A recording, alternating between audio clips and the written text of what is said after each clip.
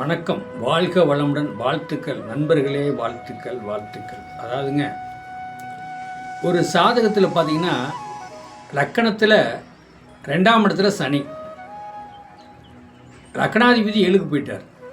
அப்போ உங்களுக்கு ஊரே சொந்தம் இருக்குங்க, ஊர் உலகமே சொந்தம். நீங்கள் வேணால் பெருமையாக பேசிக்குவீங்க, நான் இந்த ஊரில் என் பூராமே சொந்தக்காரங்க தாங்க, எல்லாமே என் தாய்ப்புல தான் அப்படின்னு நீங்கள் பெருமையாக வேணால் சொல்லுவீங்க. ஆனால் அவங்களுக்கு நண்பர் கூட்டாளி தான் உங்களுக்கு ஹெல்ப் பண்ணுவாங்க, ஃப்ரெண்டு தான் ஹெல்ப் பண்ணுவாங்க, சொந்தக்காரங்க ஹெல்ப் பண்ணவே மாட்டாங்க. உங்களை வேடிக்கை பார்ப்பாங்க. நீங்கள் எப்போ கீழே விழுவீங்க, உங்களை எப்போ கேவலப்படுத்தணும் அப்படிங்கிற ஒரு எண்ணத்தில் தான் உங்கள் சொந்த பந்தம்லாம் இருக்கும். ஆனால் நண்பர் கூட்டாளி அப்படிலாம் கிடையாது. உங்களை எந்த வகையிலுமே கோர்ட்டு கேஸு பிரச்சனை சிக்கல் வந்தாலும் உங்களை காப்பாற்றி விடுறது நண்பர்கள் தான். எப்படி?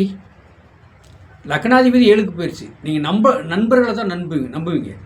அதாவது ஃப்ரெண்டு நண்பர்களை தான் நீங்கள் நம்புவீங்களே ஒழிஞ்சு சொந்தத்தை நீங்கள் நம்ப முடியாது. அது ஏன் அப்படின்னா லக்னாதிபதி சொல்லக்கூடாது 7க்கு போயிட்டால் 7ஆம் இடங்கிறது நண்பர் கூட்டாளி, அந்த மாதிரி வேறு நம்பர்கிட்ட தான் நீங்கள் ஃபைனான்ஸ் பார்ட்னர், ஃபைனான்ஸோட வச்சுக்குவீங்க, தொழில் பண்ணிக்குவீங்க.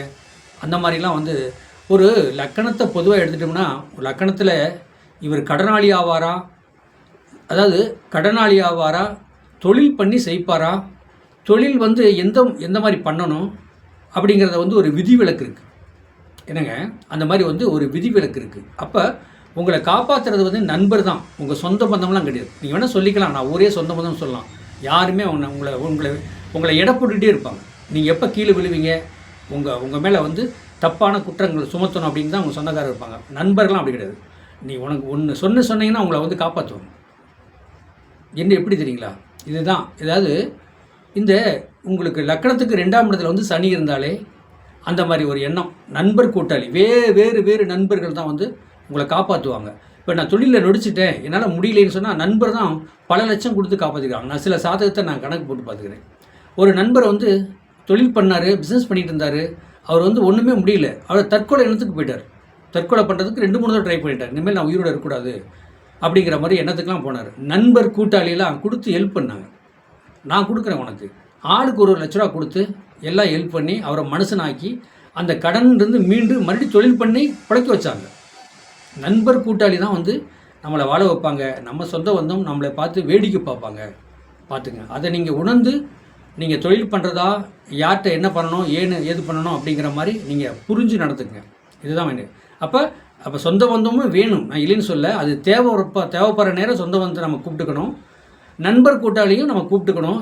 எல்லாத்தையுமே ஒரு சம அளவில் வச்சு நம்ம மூமெண்ட் பண்ணணும். மெயினாக நண்பர் கூட்டாளியை நீங்கள் விட்டு கொடுக்கக்கூடாது. இப்போ நீங்கள் தொழில் பண்ணுறீங்க, உங்கள் சாதத்தை பாருங்கள், 10ஆம் இடத்தை பாருங்கள். இப்போ 10ஆம் இடத்தை பாருங்கள் அப்படி சொன்னாலே உங்கள் லக்கணத்துக்கு 10ஆம் இடம் என்னங்க, உங்கள் லக்கணத்துக்கு 10 குடம் எங்கே இருக்கிறாரு.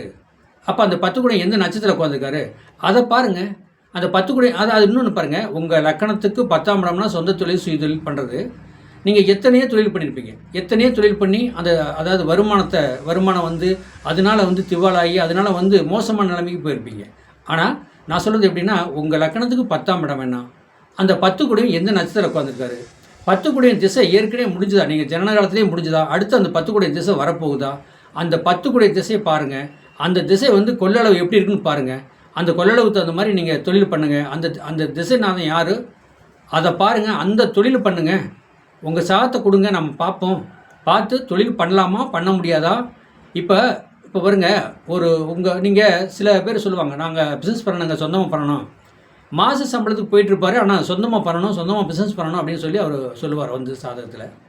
நான் சொல்லுவேன், பாருங்க 3, 6, 8 இந்த மாதிரி திசையெல்லாம் ஓடிட்டுருக்கு. இப்போலாம் நீங்கள் எதுவுமே பண்ணக்கூடாது, பேசாமல் சம்பளத்துக்கு போங்க அப்படி சொல்லுவேன். ஆனால் கேட்க மாட்டாங்க. சொந்த தொழில் பண்ணி அதனால் பிரச்சனை சிக்கலை சந்தித்து பின்னாடி தான் மறுபடியும் எங்கிட்ட வருவாங்க. ஏன் நான் இவ்வளோ விளக்கம் சொல்கிறேன்னா, அவங்க தொழில் பண்ணுங்கள், தொழில் பண்ணி நீங்கள் பிழைக்கிற வழியை பாருங்கள், நீங்கள் முன்னுக்கு வரணும். அப்போ 10ஆம் இடம்னு சொல்லக்கூடாது. உங்கள் லக்கணத்துக்கு 10ஆம் இடம் யார், அந்த 10 குடையும் எங்கே இருக்கிறார், அவர் போய் 3, 6, 8, 12 போய் சேர்ந்துருக்காரா, நல்ல இடத்துல இருக்காரா, நல்ல அதாவது 1, 5, 9 நட்சத்திரத்தில் இருக்காரா, 2, 4, 6, 8, 10 அந்த மாதிரி நட்சத்திரம் இருக்காரா, அதை நீங்கள் மெயினாக பாருங்கள். அதை பார்த்து நீங்கள் தொழில் பண்ணால் கண்டிப்பாக செய்ப்பீங்க. ஆனால் சொந்த பந்தமாக நண்பரா அப்படின்னு பார்த்தீங்கன்னா நண்பர் தான் எதையும் ஹெல்ப் பண்ணுவாங்க. வாழ்க வளமுடன், வாழ்த்துக்கள்.